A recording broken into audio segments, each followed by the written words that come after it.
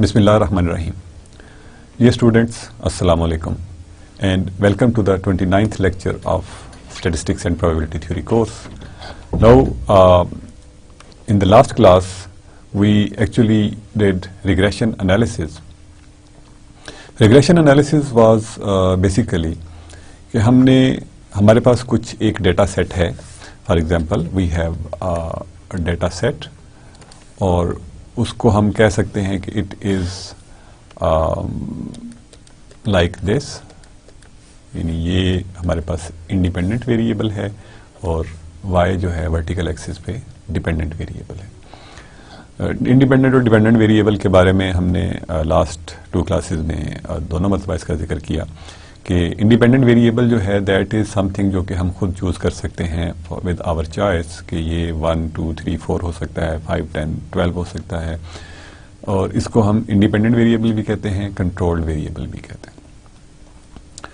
जबकि जो दूसरा वेरिएबल है that would be a random variable जो कि इस पे डिपेंड कर रहा होगा, और इस वेरिएबल को हम basically it can take any value. तो इसको अगर हम देखें कि ये एक प्लॉट्स हमने बनाया इसका, यानी जितने भी पॉइंट्स थे उनको हमने कर दिया, तो वी वांट कि हम इसका ट्रेंड देखें कि ये बिहेवियर ऑफ वाई जो है वो क्या है. अब नॉर्मली जब हम एक्सपेरिमेंट्स परफॉर्म करते हैं तो हमें डाटाज जो हैं वो इसी किस्म के मिलते हैं, डाटा सेट्स जिनमें we don't have a regular pattern. तो वन ऑफ द सिंपलेस्ट जो मेथड होता है वो हम ये कहते हैं कि इसके अंदर हम एक स्ट्रेट लाइन, अगर बिहेवियर कुछ स्ट्रेट लाइन के करीब है तो हम इसके अंदर एक स्ट्रेट लाइन फिट कर सकते हैं. तो स्ट्रेट लाइन फिट करने का तरीका कुछ भी हो सकता है, कोई भी क्राइटेरिया हम अडॉप्ट कर सकते हैं. For example it passes through maximum points of the line, it can have shortest distance या मीन डिस्टेंस जो है वो इस तरह से हो कि मीन डिस्टेंस जो है दैट इज 0, और एक हमने जो लास्ट क्लास में हमने किया that was based on least squares. तो यानी उसमें ये था कि जो डिस्टेंस है, for example this distance of all the points that should be squared and added, or if that distance is minimum तो हम वो एक लाइन जो है that we can fit. उसके लिए हमने ये देखा कि this equation of this line was y is equal to a plus bx, यानी सिंपल स्लोप इंटरसेप्ट फॉर्म. इसमें b is like slope of the line and a is y intercept. तो हम इनको इस फॉर्म में फाइंड कर लेते हैं. तो इसमें जो कोएफिशिएंट्स थे a was equal to y bar minus bx bar,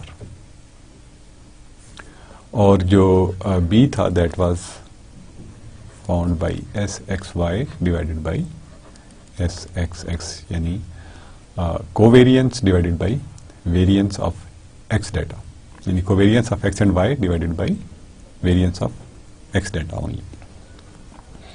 तो this actually gave us b, और इसकी मदद से we could find this line. और फिर कोई ऐसा पॉइंट जो कि हमारे पास जिसकी x वैल्यू नहीं है, we could find the value of y by applying this equation to that data, यानी x की वैल्यू प्लग इन करेंगे, a और b हमारे पास ऑलरेडी मौजूद हैं, we can find the value of y on this line कि वो क्या है. एंड नेक्स्ट थिंग जो हमने की थी इसमें दैट वाज कि how we basically have these two coefficients. इन कोएफिशिएंट्स को करने के लिए बेसिकली हमने ये कहा कि this is a line which is y is equal to a plus b times x, जो कि हम इसमें फिट करेंगे. And we have a point xi, और इसके corresponding we have a yi. तो इस पॉइंट के कोऑर्डिनेट्स जो हैं they are xi, yi, and we can have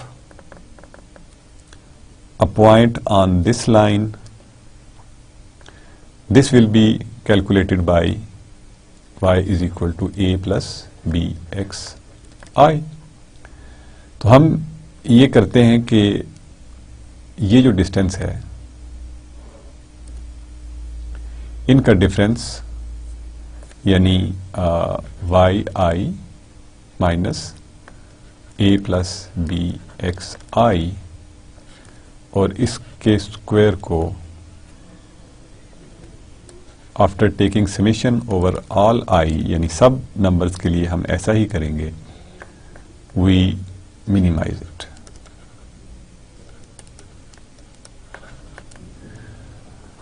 After expanding this expression and some manipulations, we got कि b जो है that should be equal to this and a जो है वो इस expression के बराबर होना चाहिए. So that was just the summary of the last class. हमने last class में क्या कहा. We also did an example जिसमें के we evaluated these values. Today basically we will continue our discussion on regression analysis and we will perform what is a normal fit. And then we may go on to this correlation जो हम next topic होगा. Correlation coefficient के बारे में हम कुछ classes पहले discuss कर चुके हैं. वी विल कंटिन्यू कि कोरिलेशन एनालिसिस जो है वो एक्चुअली क्या है या उससे हम क्या बेनिफिट उठाते हैं. सो नॉर्मल फिट के केस में जो हमारा आइडिया है दैट इज कि our line is same A plus B X and we have these points around it और our data जो है that has normal distribution around this line. यानी ये जो data है that exists on some normal curve. और अगर हम ये concept लेकर चलें तो हमारे कोएफिशिएंट्स a एंड b जो हैं वो क्या होंगे. नाउ हमारा approach will remain same. For normal fit we say के जो नेसेसरी एंड सफिशिएंट कंडीशन है on sum of squared deviations is वही हम I is equal to 1 to n and we have a yi minus a minus b xi whole squared b a minimum. और minimum के लिए हमने previous class last class से जो पिछली class थी उसमें भी जब हमने मैक्सिमम लाइक्लीहुड के कोएफिशिएंट्स फाइंड किए थे तो उसमें भी हमने देखा था कि एक्सट्रीमम फाइंड करने के लिए व्हाट वी डू इज कि हम डिफरेंशिएशन की अप्रोच यूज करते हैं कि whether we have a minimum और a maximum. At a maximum और अ मिनिमम जो स्लोप ऑफ द टेंजेंट है दैट इज 0. यानी वो जो टेंजेंट है that will be parallel to x axis. क्योंकि इससे पहले कोई भी पॉइंट लेंगे तो स्लोप विल बी पॉजिटिव और इसके बाद कोई भी हम पॉइंट लेंगे तो स्लोप जो होगा that will be negative. So it means कि there should be at least one point जहां पे कि ये स्लोप जो है वो 0 हो रहा है. So we are having a positive slope, we are having a negative slope. इसका मतलब है कि चूंकि कर्व कंटिन्यूस है, there must be a negative slope. And same is the case in with minima, कि पहले जो है वो slopes जो हैं they are negative and then the slopes are positive. तो इसका मतलब है कि there should be a point where slopes are 0, क्योंकि कर्व जो है वो कंटिन्यूस है. So for this to be minimum, हमारे जो partial derivatives with respect to a हैं ऑफ दिस फंक्शन, यानी अगर हम इसको let's say a function are कह देते हैं, तो पार्शियल आर बाई पार्शियल ए जो है that should be 0 at minimum, and partial r by partial b जो है that should also be 0. So let's apply these conditions कि इनके partial derivatives जो हैं ये 0 हैं, and then we try to see कि हमें क्या coefficients जो हैं वो मिलते हैं. So this partial r divided by partial a will be equal to partial derivative of this function, summation में limits साथ नहीं लिख रहा,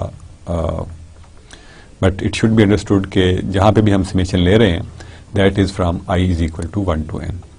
This is yi minus a minus bxi whole squared, and this will actually be equal to ये 2 जो है that will B power, हम इसको जैसे लिखते हैं कम करते हैं उस पूरे फंक्शन की summation Y I minus A minus b X I, और ए का जो डेरिवेटिव होगा that will be -1.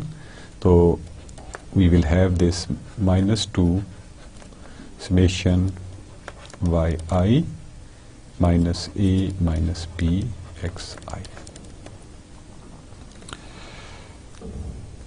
Similarly, we can have this partial r by partial b. This will be equal to partial by partial b of this function yi minus a minus b xi whole squared, and this is equal to, उसी तरह से we will have a 2 here, and summation of yi minus a minus b xi, इसकी power 1 रह जाएगी, और उसके बाद b वाली टर्म सिर्फ ये है, इसी का डेरिवेटिव बचेगा, बाकी तो डेरिवेटिव 0 हो जाएंगे, इसलिए यहाँ पे हमारे पास होगा negative of xi. So applying these two conditions, हमारे पास जो equations बचती हैं they are negative of 2 summation I is equal to 1 to n. For the sake of completeness we write it over here, yi minus a minus b xi is equal to 0, and -2 summation I is equal to 1 to n yi minus a minus b xi, or xi is equal to 0. So from the equation we can write like summation of I is equal to 1 to n yi minus summation I is equal to 1 to n a minus b times summation xi I is equal to 1 to n is equal to 0. This implies that we have this equation, that summation of I is equal to 1 to n yi is equal to n a plus summation I is equal to 1 to n b times xi, या b को हम बाहर भी लिख सकते हैं. Now from the second equation we can write summation I is equal to 1 to n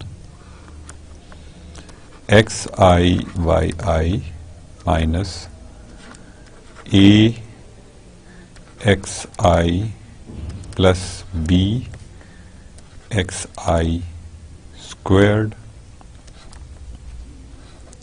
is equal to 0. यानी हमने xi को मल्टीप्लाई कर दिया with the whole relationship.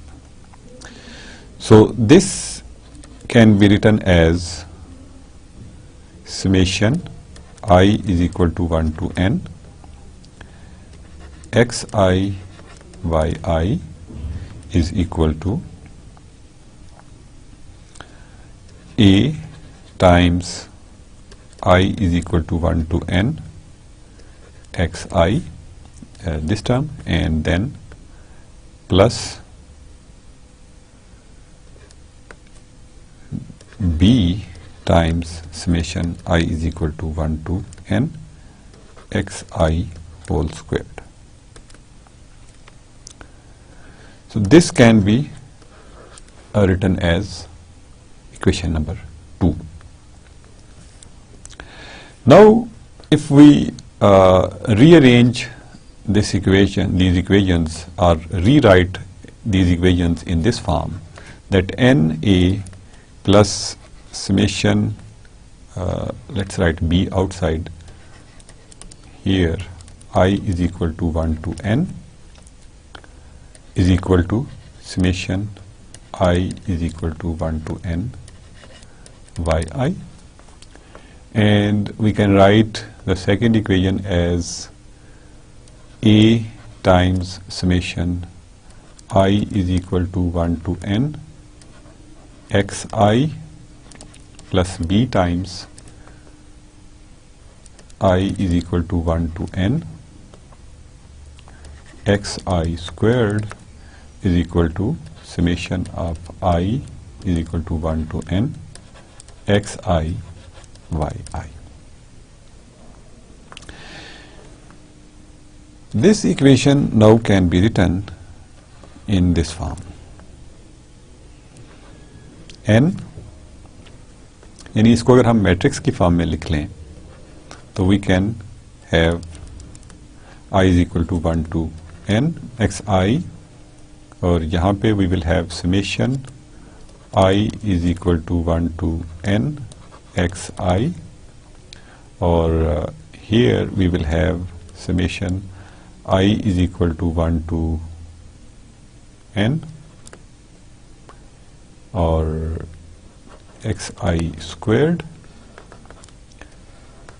और इसको हम लिखेंगे a और b, and this will be equal to summation yi summation xi yi, where these summations are from I is equal to 1 to n, I is equal to 1 to n. So this solution set, हम इसमें से जो a और b की values जो हैं that we can find from our जो हमें knowledge of linear algebra है, that is we can find these a and b from the Cramer rule. यानी a जो है that will be equal to the determinant of this summation yi summation xi yi, and second column will remain same, summation I is equal, let's leave it, summation xi squared divided by delta, and b is equal to n summation xi और यहाँ पे we will have summation I is equal to 1 to n yi, और यहाँ पे we will have summation xi yi, इसका determinant divided by delta, where this delta जो है that is equal to the determinant of this matrix which is n times summation xi squared minus summation of xi whole squared. So this way we can find a and b, and we can say कि a और b जो हैं they will now represent a straight line which will be actually they will serve as coefficient of this straight line, where a जो है that is given by this relationship and b is given by this relationship. So these are representing another regression line. उसी fit को हम इस fit को normal fit कहेंगे. Last sentence में दोबारा बोल रहा हूं. So this a and b are the coefficients of this equation, जो कि स्ट्रेट लाइन की इक्वेशन है, जो हमने गिवन डाटा के अंदर फिट करनी है. उस डाटा के अंदर जब हम ये लाइन फिट करते हैं तो a और b के अंदर की जो वैल्यूज हैं they are found by the relationships. अब ये रिलेशनशिप हमें कैसे मिली? एक तो तरीका हमने जनरल मेथड के तौर पे लीस्ट स्क्वायर फिट को हम लेकर चले और हमने उसको मिनिमाइज करने की कोशिश की कि इसकी वैल्यू 0 हो सकती है. That was the principle of least squares, कि स्क्वायर्स को हमने सम ऑफ द स्क्वायर्स को हमने 0 करने की कोशिश कर दी. यहां पे हमने क्या किया कि हमने वही एक्सप्रेशन पकड़ा डिस्टेंस का, और उसको by the methods of calculus we started it to minimize it. उसकी मदद से हमने जो coefficients of a and b हैं उनको कैलकुलेट किया, and they seem to be a little bit complicated expressions. But let's try to solve an example. उसी example को हम इससे सॉल्व करने की कोशिश करते हैं इस मेथड से, ताकि हमें पता चले कि लीस्ट स्क्वायर फिट में और रिग्रेशन बाय नॉर्मल फिट उसमें क्या डिफरेंस मिलता है. सो द सेम है द प्रॉब्लम जो हमने लास्ट क्लास में की थी कि air velocity and evaporation coefficient of burning fuel in an impulse engine are given in this table. So fit a straight line to these data. हम पहले line देखते हैं, उसके बाद वी विल सी कि हमें ये इसका दूसरा पार्ट करने की जरूरत है या नहीं है. तो ये बेसिकली करने के लिए इफ वी सी दिस, तो हमें तकरीबन जिन एक्सप्रेशंस की जरूरत है for evaluation, that is x bar, y bar, या हम बेसिकली समेशन एक्स आई की जरूरत है, हमें समेशन ऑफ वाई आई की जरूरत है, हमें एक्स आई स्क्वायर की जरूरत है, हमें X I summation whole square की जरूरत, यानी हमें इसकी भी जरूरत है एक्स आई स्क्वायर्ड के सम्स की, और and we also need X I summation whole squared, and we also need X I Y I summation, जो कि हम उस इक्वेशन में यूज कर सकते हैं. So let's write these values, क्योंकि हमने लास्ट एग्जांपल में ये की थी. समेशन वाई आई जो है दैट वाज इक्वल टू 8.35. अगर नहीं भी की तो हम we can simply add these values by using a hand calculator. Summation X I was equal to 2000. ये वैल्यूज ऐड करेंगे हम, ठीक है ना. This is rather X I and yi xi yi. These are the values जो कि हम basically simply calculate कर सकते हैं. Then we needed summation xi yi की वैल्यू भी हमें चाहिए. तो that is equal to 2175.4. हमने लास्ट एग्जाम्पल में ये की थी. And we also need this summation xi square which was equal to 532000. So जो लास्ट टू इक्वेशंस थी जिनको कि हमने क्रैमर रूल में कन्वर्ट किया था, व्हाट आई मीन कि हमें ये दो इक्वेशंस जो हैं ये तरह दोबारा लिखनी है. So what I want to do is के our equations are n a plus summation xi summation this will be b over here, and the second equation will be summation of xi into a plus b times summation of xi square that was equal to summation xi yi. Once we plug in these values, we can write it as 10a plus 2000b is equal to 8.35.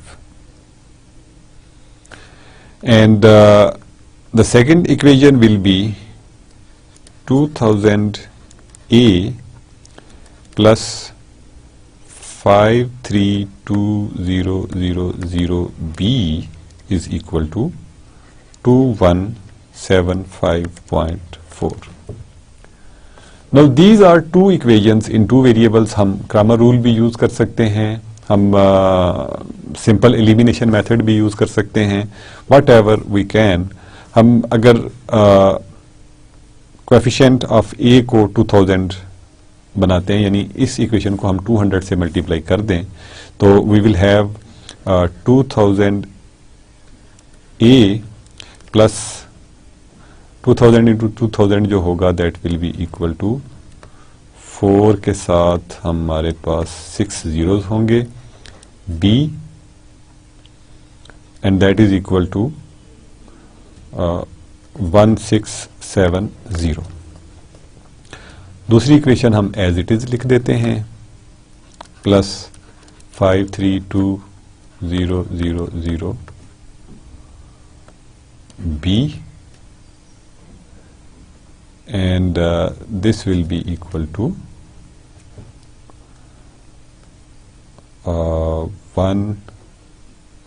2175.4. So if we subtract these equations, तो this will be cancelled और हमारे पास होगा -13200 b is equal to -505.4. और इससे हमें जो b की value मिलेगी that will be equal to 505.4 divided by 13200 and this is equal to 0.00383, which is basically the same value जो कि हमने लीस्ट स्क्वायर फिट से कैलकुलेट की थी.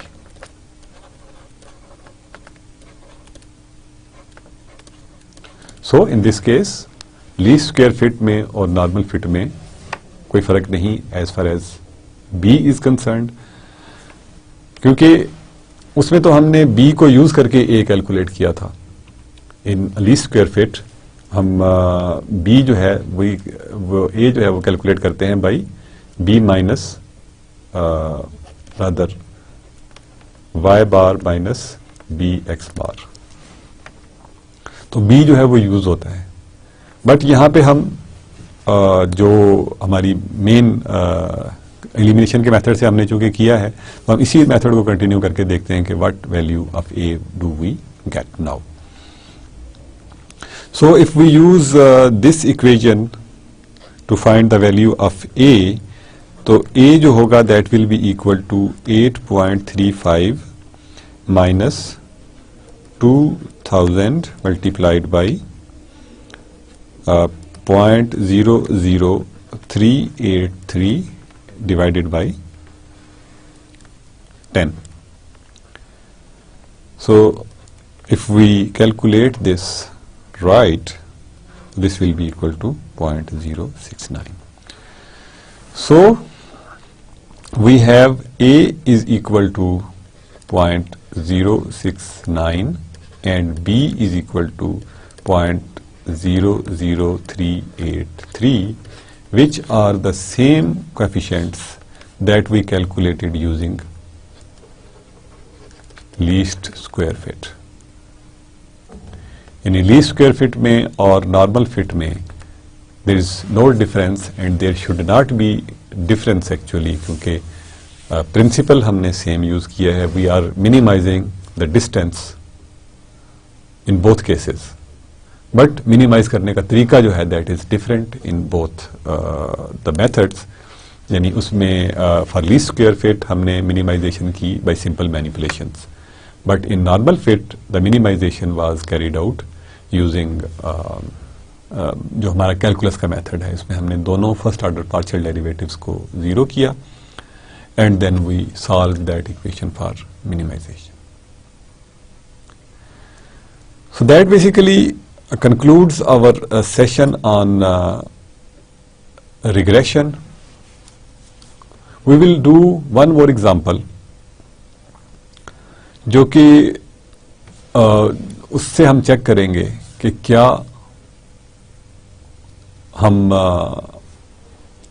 हमें वाकई हर मर्तबा ऐसी ही वैल्यू मिलती है या नहीं. In this example, instead of having data written in tables और उसके बाद उसके ऊपर हम summation x y summation x, we will start our value our data जो है with this जो given data की summary से हमें जो results मिलते हैं. For example, in this case n is 33, summation of xi जो है that is 1104, summation of yi जो है that is equal to 1124, summation of xi yi is equal to 41355 and summation of xi squares is 41086. So for least square fit b जो है that is equal to sxy divided by sxx. तो this sxy जो है that will be 33 multiplied by 41355 minus 1104 into 1124, यानी this is n times summation xi yi minus, and this is summation xi summation yi. Actually we have 1 over n over here, तो हमने उस n को यहाँ पे multiply कर दिया. So in the denominator we will have 33 into 41355 086 minus 1104 squared. If we simplify this, तो हमें जो आंसर मिलेगा that will be equal to 0.903643 और a जो है that we will calculate by y bar minus bx bar, which will be equal to what's y bar, that will be equal to 1 by 33 into 1124 minus b is 0.90363 multiplied by x bar. तो xi जो है that will be equal to 1104 divided by 33. So if we simplify it, we can write it 331124 minus 0.903643 multiplied by 1104. So once we simplify it, we get 3.829633. तो जो equation हमारी least square fit के लिए बनेगी that will be equal to 3.829633 plus 0.90363 times x. So this will be the curve जो कि हम fit करेंगे using least square method. Now we try to use the same data for our normal fit curve. यानी उसमें again n जो होगा that will be 33. Summation of xi जो है that will be equal to 1104. Summation of yi जो है that will be equal to 1124, and summation of xi yi is equal to 41355, and summation of xi squares is equal to 41086. हमारी जो equations थी they were na plus b times summation xi is equal to summation yi, and a times summation xi plus b times summation xi squares is equal to summation xi yi. Now let's plug in our values in these equations. 33a plus b times 1104 is equal to 1124. Similarly, 1104 times a plus b times 41086 is equal to 41355. अब इन equations को we can use by cross multiplication. हम इसमें use कर सकते हैं, यानी 1104 से पहली इक्वेशन को और दूसरी इक्वेशन को 33 से मल्टीप्लाई कर दें तो a के कोएफिशिएंट्स जो हैं they will be equal. So we can have 1104 into 33 into a plus b times 1104 squared is equal to 1124 multiplied by 1104. And the second equation will again be 1104 multiplied by 33a plus b times 33 multiplied by 41086 is equal to 41355 multiplied by 33. If we subtract these equations, तो this will be cancelled. तो हमारे पास जो b के लिए expression बनेगा, that will be actually equal to 1104 multiplied by 1124 minus 41355 multiplied by 33 divided by 1104 squared minus 41086 multiplied by 33, and if we simplify it we will get 0.903643. Again we have got same value for b.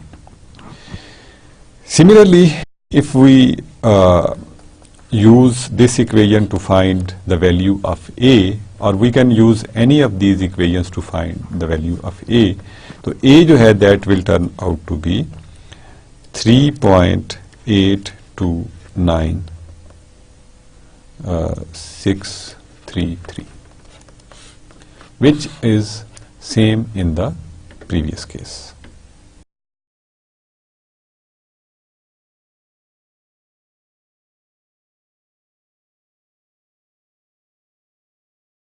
So we can see that in both cases we have got same value. So this basically shows us कि जो values हैं they are same whether we are finding them from normal fit or from correlation, least square fit.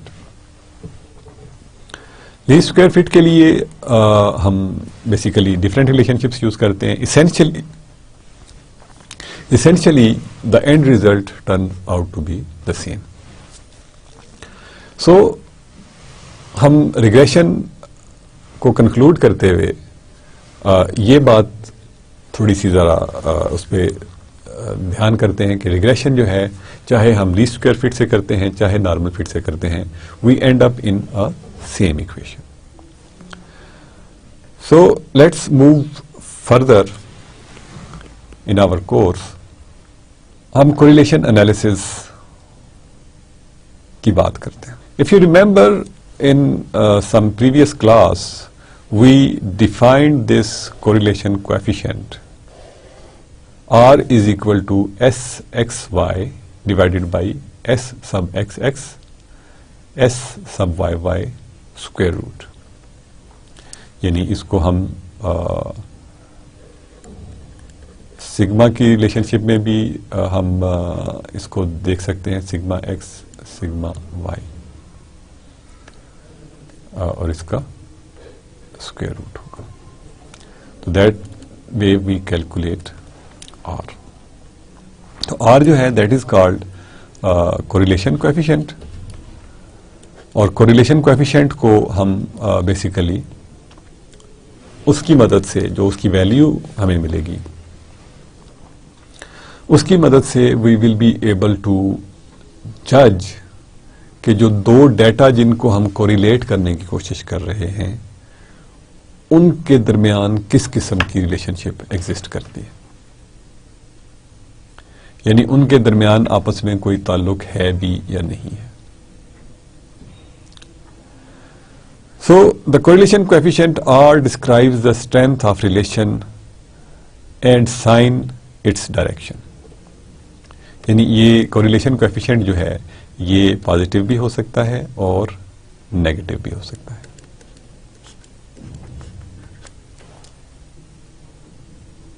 Correlation coefficient can be positive, it can be negative. जो इसकी magnitude है that will tell us कि relationship कितना strong है, strength of the linear relationship, यानी उनके दरमियान linear relationship exist करता है या नहीं करता। और अगर करता है तो उसकी स्ट्रेंथ क्या है, that we will get from the magnitude. और अगर वो साइन जो है that will tell its direction कि ये विद पॉजिटिव स्लोप है या विद नेगेटिव स्लोप है। If r is equal to 1, xy lie on straight line with positive slope and vice versa. So what do we mean by this कि if r is equal to 1, xy जो हैं they lie on straight line with positive slope, यानी basically what we have कि we can have two data sets, यानी x data यहाँ पे है और y डाटा यहाँ पे है।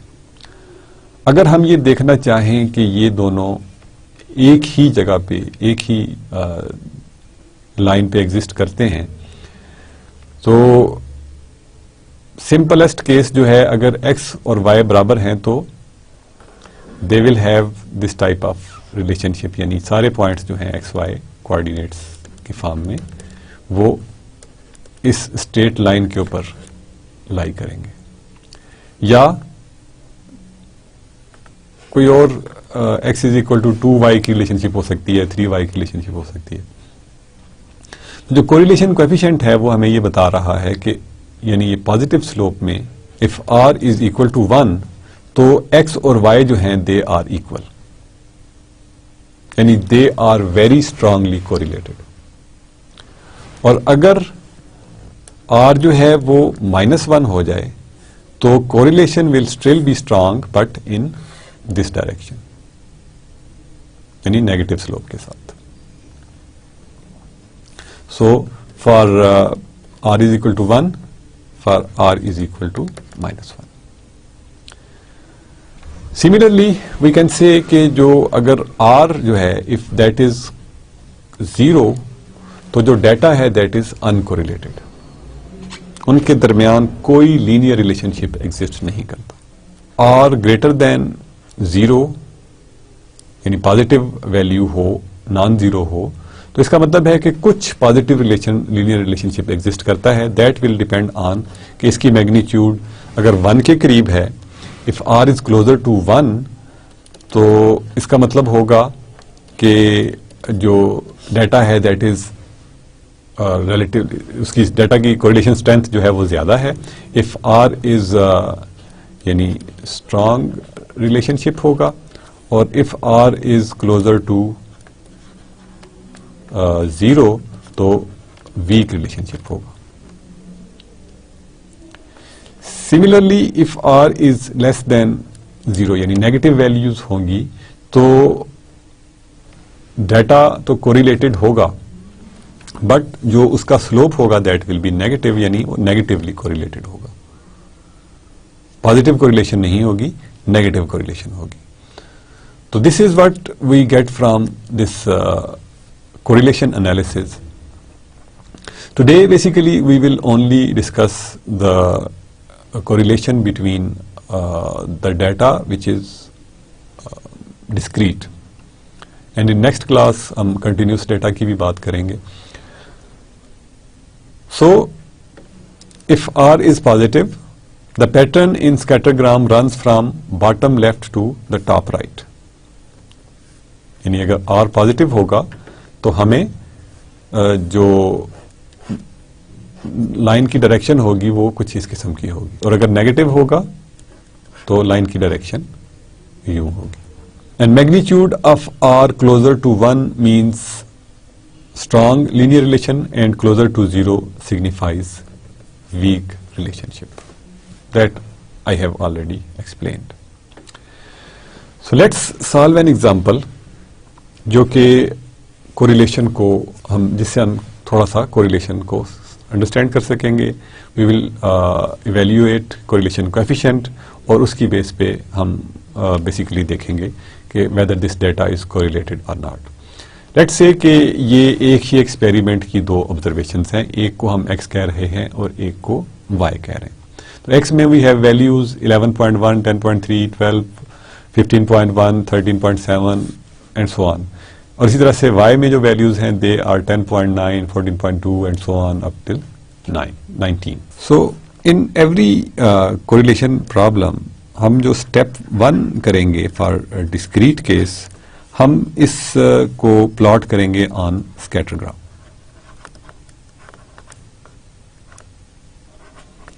Scattergram would be के we will have two axes. This is our x and this is our y. यानी इन दोनों डाटा को हमने सेपरेट एक्सिस के ऊपर बता दिया. So this in this data we have smallest value which is 10.3. So we can start with 10, 11, 12, 13, 14 and the highest value would be 19. 18.5 है तो let's say it's 19. और अगर हम y को देखें तो y में भी वैल्यूज जो हैं they are from 10.9 यानी almost 11 से we can say कि ये 10 है और we have 11 over here and then 12, 13, 14, 15, 16, 17, 18, 19, 20 and 21. So we can plot this data set on this scattergram. यानी 10.9 और 11.1 will be our first point, यानी तकरीबन ये वाला. Then we have this second point is 10.3 and 14.2. 10.3 and 14.2, 12, 13, 14.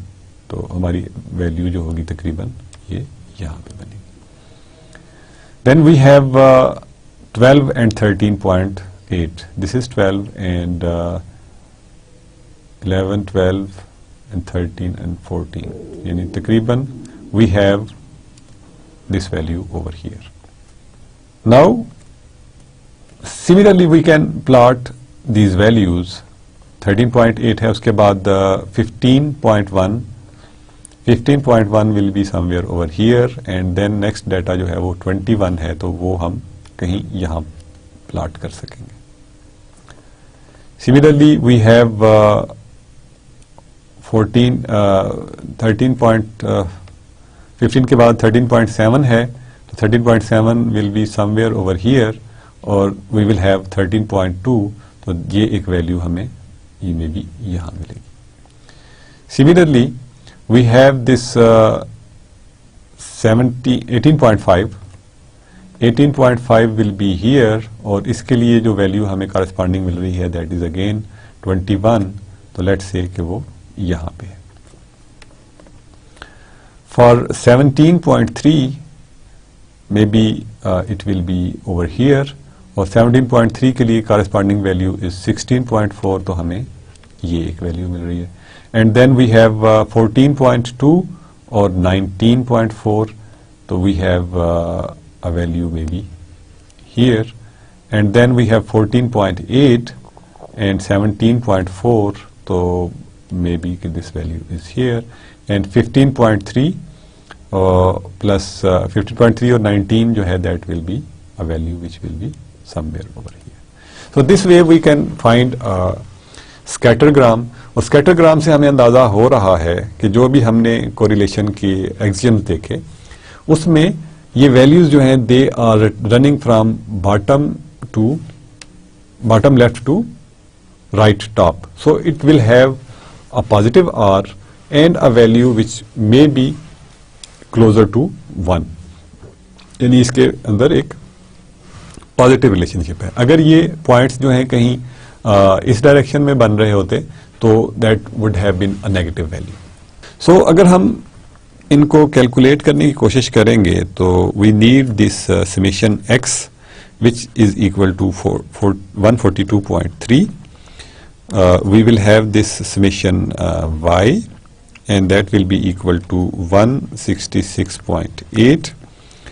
Then we have this summation x square.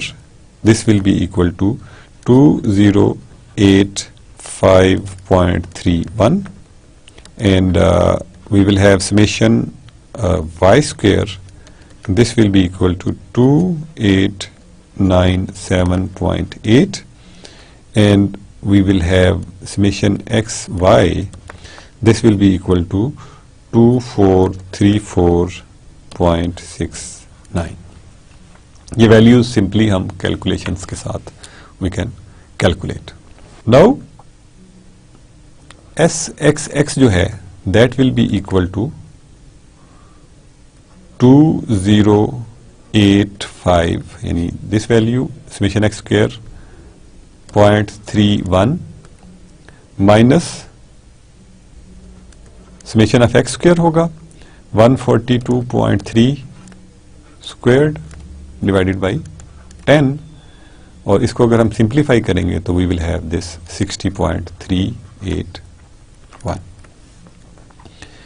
जो SXY है that will be equal to 2434.669, यानी ये value x summation x y minus summation x summation y divided by n होगा, so that will be equal to 142.3 into 166.8 divided by 10, और इसको हम simplify करें तो we get 61.126.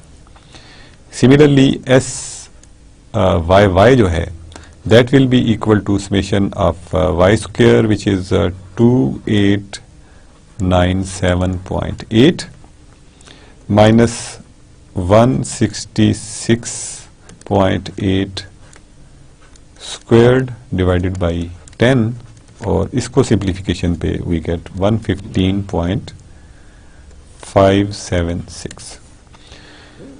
So by our relationship for correlation coefficient, which is SXY divided by SXSY